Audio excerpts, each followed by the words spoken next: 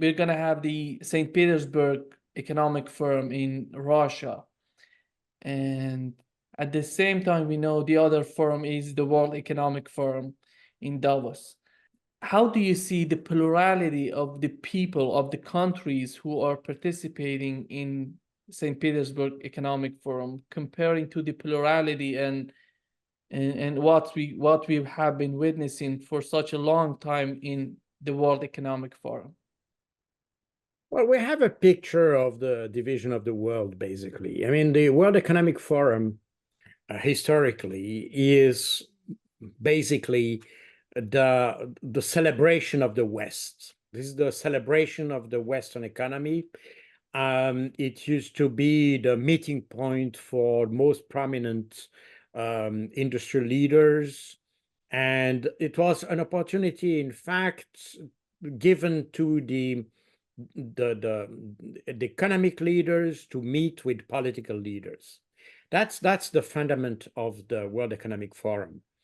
I have several friends in Switzerland who are heading companies and manufacturing companies, and they go to the World Economic Forum because it's a fantastic opportunity to get in direct touch with politicians, I mean Western politicians, of course, and with other competitors, in fact. So basically, the World Economic Forum was, and that's the name it has, basically, it's a World Economic Forum, meaning that we are at the center, at the heart of the European, or not the European, the Western economic mechanism, apparatus, or whatever you want. So therefore, when we see who is attending, basically, of course, it was an attraction for other countries to be there because it's an opportunity to have a direct contact with Western leaders, because in fact, it provides some kind of informal opportunity to meet with individuals. I mean, without having a summit or a formal invitation. It's a quite informal framework to meet others and to exchange views. So it has become a very important aspect of the Western, I would say, economic world. Now, we see now that the rest of the world is hesitant to get closer to the West because, first of all, the West is not doing as well as it should or could. And there are political implications of that. And more, we have discussed that many times. Of course, we have discussed that more at strategic and probably even military level. We have seen that with the conflict in the Middle East and, of course, the one in the Ukraine. But it shows that the divide between what the Americans call the Northern Hemisphere and the rest of the world grows. And this discrepancy is, in fact, exemplified, not exemplified, but illustrated by the St. Petersburg Forum, because then you have somehow let's say, the counterparts of the WEF on the rest of the world side, if I can put it that way. And the problem here is that, as I have said, people in the rest of the world note or observe that the West is not going well, but this has also implication on their own relationship with the West. We have seen that in particular with the Ukraine, as the US and other countries, I mean, some Western countries as well, but mainly the US was trying to pressure countries of the rest of the world to join the West in the struggle against Russia. And it's not just about having political declaration. It's also about having economic action, I mean, taking part to sanctions and all that. And of course, for the US, they probably can afford to sanction Russia and to cut some aspect of the economy, or let's say to change supplier, if I can put it that way. The same happens probably to Europe, even if we see that for some countries such as Germany, changing supplier has a cost and has an impact on the whole economy. But somehow, probably the West has this ability and some kind of flexibility to change partners and suppliers. But this is not the case for other countries, and especially in Africa, for instance. I've been spent a lot of years in Africa, and I know that you have economies that are improving, that are expanding, that are evolving, but they are still very fragile, and they are still very dependent on the West for support, financial support, and so on and so forth. As a result, when you start pressuring these countries and try to have them on board when you take sanctions, this may have different other implication for them as implication for us. You know, I come from a country which is considered as a rich country, I mean, Switzerland. And of course, Switzerland has been the country that has applied the most sanctions. Until October 2022, Switzerland was the first country to sanction Russia. But we didn't really suffer from that because, of course, we have the ability or the financial means and so on, probably to cope with the drawbacks of having such sanctions. But it may not be the case for countries such as Burkina Faso or other countries that depend on Russian supply. Let's say for wheat, for instance, grain, and so on, that Russia can provide at a very affordable price, and that may be below the market price, by the way. And African countries don't want to lose this kind of supplier, because when you start sanctioning such a supplier, then you may have significant consequence on your own economy. And you may not have the flexibility that the Western countries do have. And several leaders of especially African countries complained about the consistent effort of the West to pressure them in applying sanctions to Russia. And and therefore they feel blackmailed somehow. And when you start blackmailing people, don't expect them to consider you as a friend, as fundamentally. And that's exactly what happens. I mean, that was the West had some reasons. It's not very clear to me which ones, but they had some reasons to fight against Russia. But for the rest of the world, these reasons are not really concrete, may not be as apparent or so. So they don't feel like joining a fight in which they have nothing at stake, and they have only to lose. In fact, they have nothing to gain from this conflict or from joining this conflict. And in addition to that, we have, when I talked about blackmail, you have in effect this idea of blackmail, because most countries today, and that's still the case for about 80% of worldwide trade, 80% of that trade use the dollar, which is, for many countries, this is their reserve currency, and at the same time the main trade currency. And incidentally, this is the main currency of the country that is ready to blackmail others so that they follow their own policy. As a result, people understand that being with the West now start to be sometimes toxic, because it may have implications on your own conduct of your own foreign policy. I mean, African countries have a legitimate right to have their own foreign policy, and they don't want anybody to dictate to them what they have to decide, what they have to say, and so on and so forth. And if you don't want, then they would probably sanction you because you are using the dollar. Because using the dollar for transaction is already a reason for, or let's say, a leverage to sanction you. So you are under constant the constant threat of blackmail. And I don't think that international relations work that way or should work that way.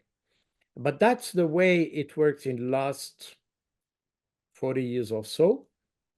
I would say more since the beginning of the 2000s, the year 2000. Before it was probably less so, but since 2000, as the US was involved in all these conflict and war against terror and so on, they tried to have to gather some kind of unity behind them, and they started to use the currency. They weaponized their currency, in fact. That's basically what Vladimir Putin used to say during this interview with Tucker Carlson. And that's perfectly true. And this weaponization has a price. So we see now this divide growing, and this divide has got a new dimension, because the West noticed, especially in the last 2 years during this Ukraine conflict, the West has noticed that they are not as strong as they thought they were. And we see that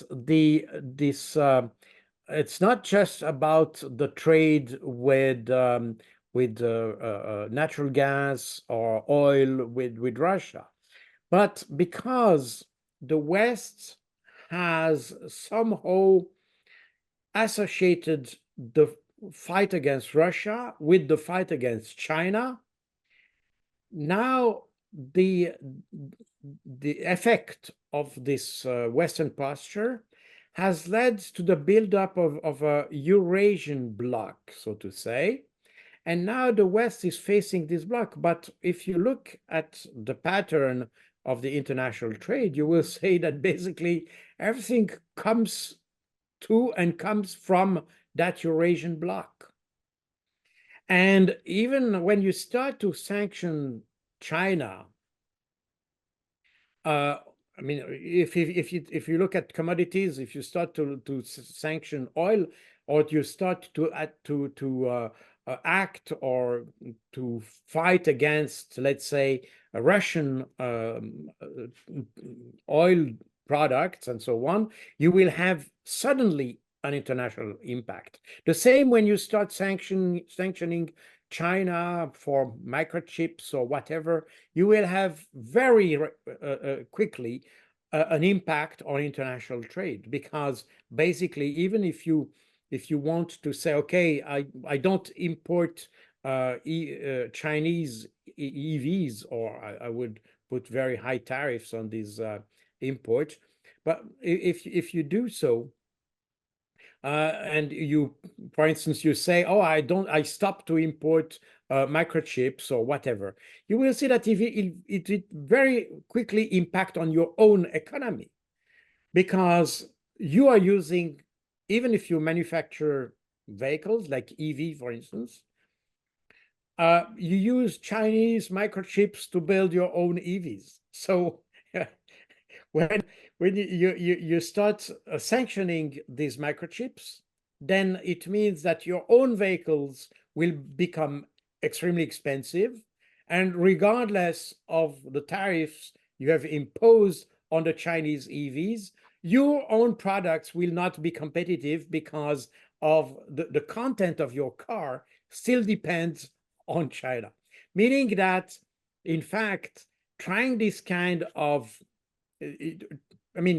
using economy as a way of waging war is in fact detrimental to everybody, and probably especially detrimental to the West, because the Western economies, and that applies primarily to the US economy, but it applies to the European economy as well.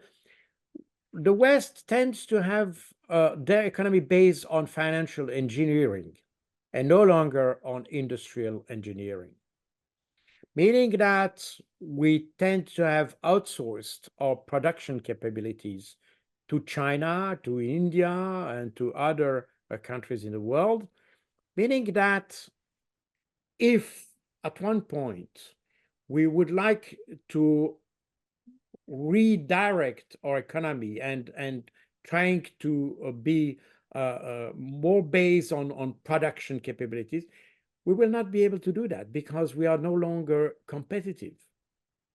It's and that's exactly the problem the US, for instance, has with the EVs. I'm not able to assess which car is better than others, but the fact of the matter is that US EVs are much more expensive than Chinese EVs. As a result, that's just an example, but if we try to produce anything else, we will not be competitive. And so we still need to have components that come from India, China, and so on. If you start sanctioning these countries because they don't comply with your own foreign policy and so on, these guys will say, well, guy, we are not trading with you anymore. We are able to produce our own stuff and it's cheaper. We can sell that to the rest of the world. You know, even the Germans, I mean, now they have to produce their own BMWs and Mercedes. They have to produce them in China because even Ferrari, because this becomes so expensive to produce in Europe. So meaning that somehow we are condemned to work together, to cooperate. And fighting and using economy as a tool of war, I think, is a totally wrong idea, especially coming from countries that have limited capabilities to compete. You know, in addition to that, and that's something that we now I'm talking mostly about China, but in reality, what we are witnessing now by isolating Russia, we are seeing Russia building up its own production capabilities with the help of China, of course. But we can see a move towards improvement of their own industrial production, meaning that in a few decades from now, we'll see not just China as a competitor, but also Russia as a competitor.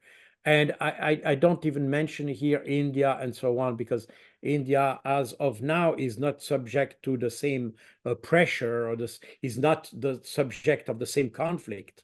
But imagine the situation in 20 or 30 years from now, everything that will be produced in the world will come from that part of the world.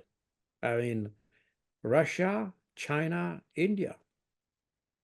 And I'm not even mentioning countries such as Vietnam, Indonesia, and so on, who have extraordinary capabilities, production capabilities, as very low price. I mean, they are very competitive. They provide good work at a very affordable price.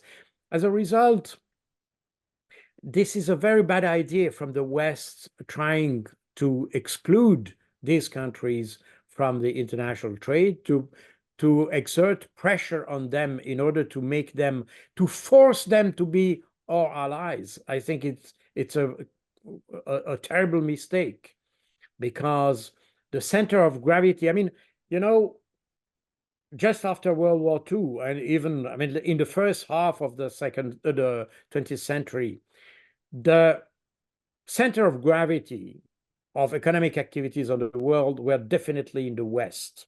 First in Europe, then in the United States, and that lasted probably up to the mid-70s and probably a little bit later. But basically, that was the center of gravity of what happened in the world. And that gave, of course, the West some political leverage as well, because they had basically this economic power, this industrial power, and that gave them the ability to use this considerable power as instrument for their own foreign policy. But slowly we are seeing exactly the opposite happening, that the rest of the world that used to be excluded from the center of gravity is becoming slowly the center of gravity. As a result, we'll see that even things that are still centered, I mean, Western centered, such as, for instance, financial relations, and yes, currency. I mean, not currency, but the financial economy, if you want, the trade and so on, still is not trade, but financial activities, banking activities, and so on, is still centered in the West. But slowly we see, and we saw that already with this idea of expelling Russia from SWIFT and so on, and seeing Russia joining China, we see that slowly this has an impact on the behavior of the rest of the world, because China, as an example, they are using their own SWIFT system, the CIPS. But this system is still working in about 180 countries or so. So meaning that if you want to isolate these guys, I mean, the rest of the world will say, well, why should we still stick to the system monitored by the West, which could be weaponized at every moment or instrumentalized to pressure us, better joining the Chinese system. And that's what we are slowly witnessing today. It's a shift on the center of gravity of financial activities from the West towards the East, meaning that the divide that we are seeing when we address again the Russian conflict, the Palestinian conflict, and so on, this is, I would say, the military side of it. But really, in the background, there is a much more deeper shift that is happening. And this is linked to the growing lack of trust in the West, the growing sense that the West is behaving just for its own interest and not for the interest of the rest of the world. And more people lose their interest for the West, and we see that perfectly. Again, I'm talking about Africa because this is a continent I know well because I lived there. But we see exactly what happened in Northern Africa as to the foreign military presence, that Mali, Niger, Burkina Faso kicked the French out of the country. Even Niger kicked the US out of the country after years of cooperation, because they see that it leads nowhere. And in fact, they are better off to have other partners that will probably help them to develop. You know, it's interesting to see that when the West, I mean, Western companies, French companies or so, go in African country and try to help developing economic activity. In fact, they will build a production plant. And in order to be able to outsource some production, and so that you will produce French cars or clothes or whatever for the French market. And it's just a way of saving money. And you will have Western investment, but these investment, the return on investment goes almost directly to the West. When you look at the Chinese approach, for instance, they don't start building factories. They start building infrastructure. They build roads. They build railroads. They build all that probably they may use for better trade with these countries at a later stage. But now, if you look at these investments from an African perspective, the Africans say, well, I don't know if the Chinese probably are looking for serving their own interests, which is fine. But at the same time, by building roads and infrastructure in my country, they are helping my country to develop. And not just for the sake of China, but for the sake of my population. And so it's a totally different approach to development that China has. I worked in two countries, namely Kenya and Sudan. When I was there, these two countries were strong points of the Chinese presence and assistance in Africa. In Sudan, the Chinese were doing big infrastructure works, especially building the dam on the Nile River. And in Kenya, when I was there, China was building highways and the railway road between Mombasa and Nairobi, as an example, among others. But the interesting thing is that in those two countries that were very much the places where China was present. I mean, you knew that Chinese were present, but you never saw a Chinese anywhere. They were just working, building what they were supposed to do, and period. They were not present in the politics, in the local politics. They were not, I mean, when you went on the street and so on, you never saw a Chinese. They were on where they had to be, but not in the rest. And after the work was done, they just left and went. So, and that means from when you take the standpoint of the Africans, that means that Chinese came, helped us. We had a contract, they made what they were supposed to do, but they didn't try to influence, to interfere, to be within our own economic system or the politics and advising and criticizing and trying to influence and so on. They just came, they've done their jobs, and they went. And that's, in fact, that's the way the rest of the world would like to have in terms of relations. They understand that they don't have the capacities that the West has or other countries, the rest of the world has. So they are ready to work with us to do, but they don't want us to come and try to interfere with everything that happens in the country, trying to see what's right, what's not, what is good for women, for this, for that. And so they don't want that. And this is this approach that the Chinese have on the African continent. I never heard any complaint in Africa about the Chinese presence or the Chinese work or investment of the Chinese in Africa.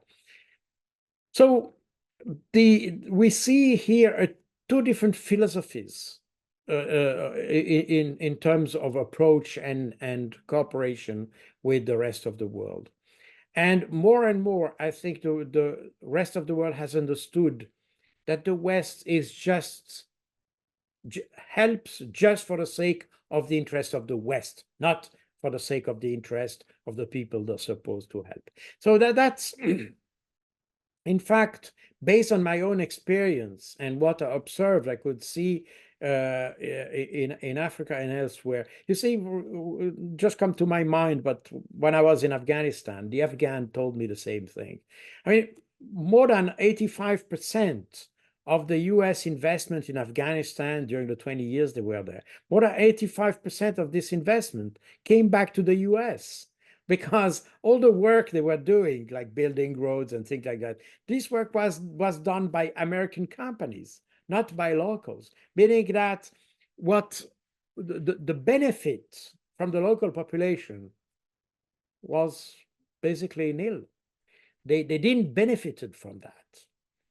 And some people had jobs, and jobs with good salaries. But when the Americans left, they just lost their job, period. So, but there was no, the West, when they left Afghanistan, they didn't leave something. I mean, yes, military equipment. But beside this, they didn't really they didn't leave infrastructure and things that can help the country to develop and to build up something based on that. It was not the case. They just used to make war, to fund their own companies working there and NGOs and so on.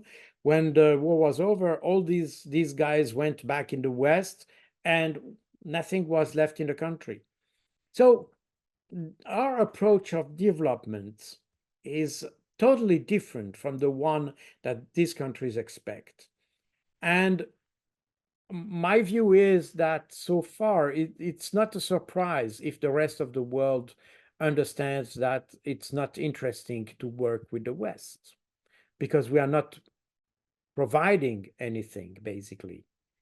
We just provide a temporary support. We help corruption, that's for sure. We are definitely providing this kind of support, but not more. By the way, if you look at what's happening in Ukraine, you have exactly the same thing. The West is providing weapons, helping corruption. But when this war will be over, the legacy of the West will be simply lost, because it's just money.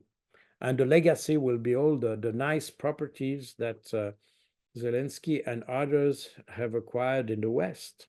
That's all. So I think this is the whole approach that needs to be changed. I always said that, based on what I've seen in Africa and so on, that we shouldn't go in these countries just to tell them what they have to do. We should help them to develop. The West, when we developed, I mean, let's assume we have the best system of democracy, the best system of human rights and everything. Nobody helped us to do that. We were able to do that by ourselves. And the other countries are also able to do that by themselves. They don't need a big brother that comes and say, do that, otherwise I don't give you money. This is not how it works. These guys are adults. They know how their society works. And a society has to evolve, let's say, in harmony with its environment. You cannot come and impose a change, a societal change. You can impose the construction of a building, but you cannot impose a societal change, because this happens in the heart of the people. It's not even in the brain, it's in the heart. And what is in the heart makes much more time to change. And they don't expect us to change that. We should help them to find a way to change, but we should not force them to change. I think we have a totally wrong approach with this country. We consider them as underdeveloped, as like children and so on. So we have to tell them everything. And so these guys know perfectly how they are. They know exactly how the society is, how it should be, and where it's heading to. But each society has its own pace, if you want. Some will evolve quickly and some will evolve more slowly, but a society is a society, and we should respect that. The problem is the West is not ready to understand that. You know, I always say the West, the democracy in the West has needed 3,000 years to develop. Since the first theory of democracy by the Greeks 3,000 years ago, we tried to develop it. It took 3,000 years to do it in the West. And even not very perfect, because when I see as a Swiss the difference between the Swiss democracy and the French democracy just next door, I could say this is a world of difference, because the French democracy is nothing else as a elective monarchy. You know, you just elect the king. It's the only difference. But it's not a democracy as we understand it, for instance, in Switzerland. The French are happy with that. That's their problem. I mean, I have no problem with that. What I mean is that even in 3,000 years, we didn't come to perfection, but we each country has its own understanding of what democracy is. So how can we expect that these countries, I mean, most of the countries in the third world that became independent in the second half of the 20th century, how can we expect them to have a system that matches what we have in the West, in other countries? I mean, they have to make their own experience. They make their own development. It has to go with education, with different things, and the society has to evolve naturally. But it cannot be done through coercion. And that's what we are trying to do. So today, I think the conflict in Ukraine and the conflict in Palestine have just highlighted the difference that the West has to approach things than this Eurasian group has to addresses the problems. And people understand that probably the best friends, or let's say the best allies we can have, are probably in the East and not so much in the West.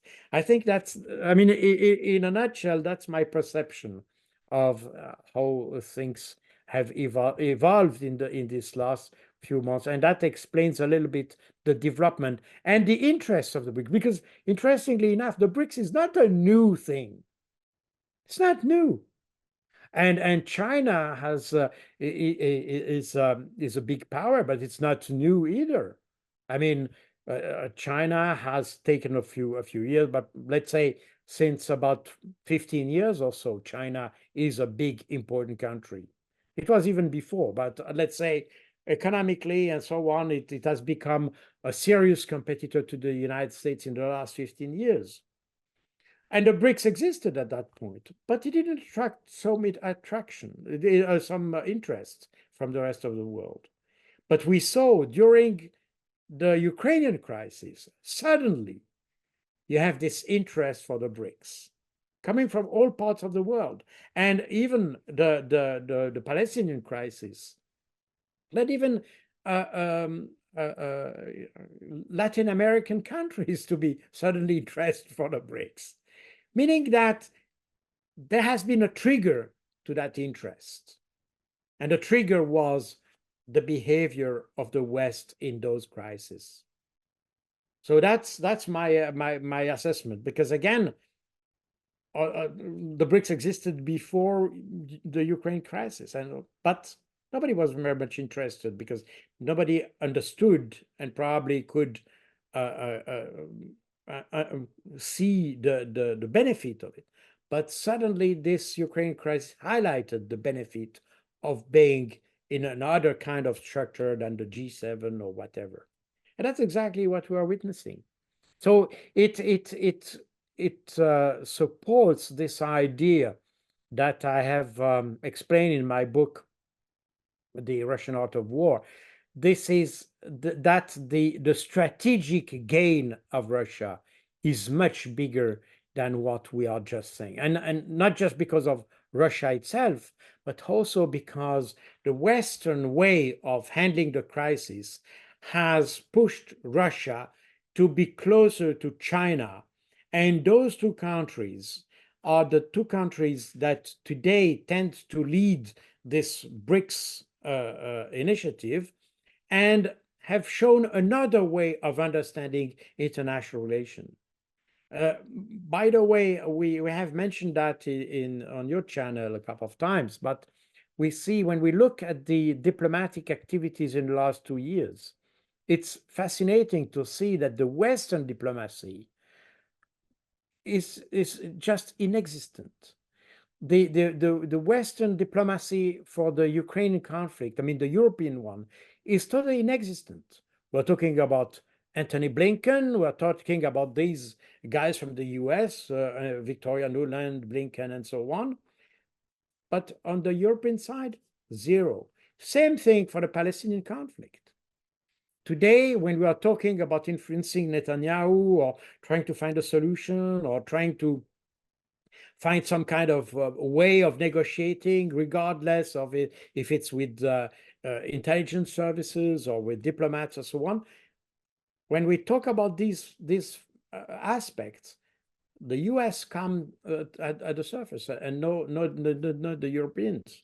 Although the Europeans are geographically closer to Palestine, they are closer to Ukraine, they are next door basically, but their diplomacy is totally ineffective, has no credibility whatsoever. And that's not just the diplomacy of individual countries, but also the diplomacy of the European Union. That means the overhead kind of diplomacy that you may have in Europe. It's totally inexistent. And even Switzerland, who used to have, thanks to its neutrality policy, had a good reputation in terms of diplomatic initiatives and so on, they've lost everything. I mean, Switzerland is no longer credible. We have discussed the issue of the next peace conference, or so-called peace conference, that will take place in Switzerland, in Bürgenstock, in 2 weeks from now or so.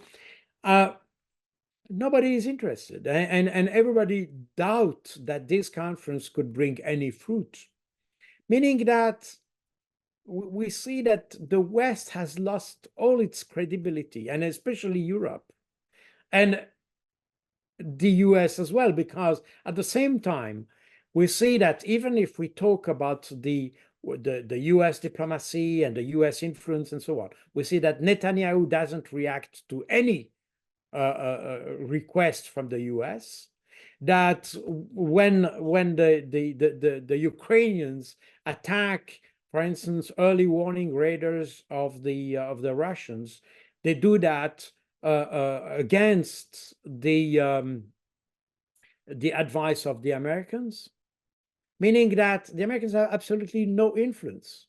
They have just money. That's the only way to have some kind of influence. But they have absolutely no influence in political terms and so on. And the diplomacy fails.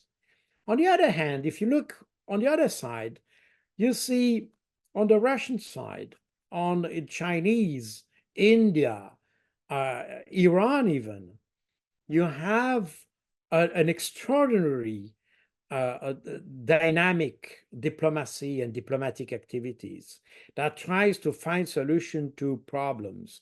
We have seen, I mean, all the major progress we have seen in diplomatic terms in the past 2 years, and namely, for instance, the reintegration of Iran into the Middle Eastern community, for instance, the relations between Saudi Arabia and Iran, and all these kind of things. This happened under the hat of this Eurasian diplomacy, the Chinese certainly, but also the Russian one, and so on. So meaning that we see that these countries that have gained credibility in the rest of the world are at the same time these countries who have an active diplomatic activity that helps to establish trust. They are not using diplomacy to blackmail people, but they are using diplomacy to help to soften the relations, to help to smoothing the relationship between countries, as the diplomacy should do. And it's, for me, it's absolutely no wonder why the West is losing the strategic war against both Russia and China. And it will continue that way because they have a totally wrong approach to the problem. They had, in reality, if you look, and I remember when I was in NATO, I wrote that in in a report that I wrote because, as you know, NATO has some partnerships with Mediterranean countries. And this is the so-called the Mediterranean dialogue that has NATO between several countries, especially around the Mediterranean. But I tried to explain, I said, you know, NATO, people speak to NATO because they prefer to have NATO as a friend, as NATO as an enemy. But that's the only reason. It's not because they love NATO. It's just because they don't want NATO as an enemy.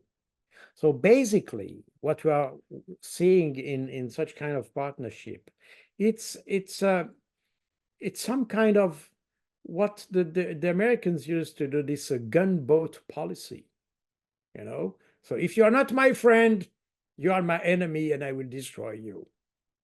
Basically, this is a little bit, and this is interesting because when I was in NATO, I was in charge of the struggle against proliferation of small arms. And I was in NATO just after the Libya disaster. And of course, in and around Libya, you had a huge traffic of weapons from all sorts that were transiting and circulating around Libya and so on. And so I had contact with all these partner countries, I mean, these countries that were partnered to NATO. And of course, since most of them are French-speaking, used to have very good relation. And when we talked in meetings, they tend to say a little bit more than they were supposed to, probably. But they told me exactly what I said. You know, they are with the West because it's better not to be against. That's all. It's not because they consider us as better. It's just because they don't want to antagonize us, period. So we are in a kind of a mafia-like relationship, you know, and you cannot build international relations on that. And I think that's the reason why when the Mali or the Niger and so on, they are looking for a partner, they prefer to go to the Russians, because the Russians are not coming and blackmail people. They don't do that. They're not saying it's either or. They didn't try to manipulate the presidential election as the French did in Niger, for instance. They don't do that, the Russians. So as a result, you trust people because when you ask for help, they come for helping you, not for helping them. This is the whole thing. So I think what we are seeing will simply is just the beginning of something. I don't know when it will end, but I'm sure we have what we are witnessing today is the dynamics that will develop in the next week, and that will probably increase, since apparently the West is not going on the right path economically and so on. As a result, the West may not be so attractive as it used to be in the past half century or so. And probably the African countries, again, that might apply to other countries as well, but I know the Africans are a little bit better than the others. But I would say that probably the Africans may consider the Eurasian bloc more attractive than the Western one?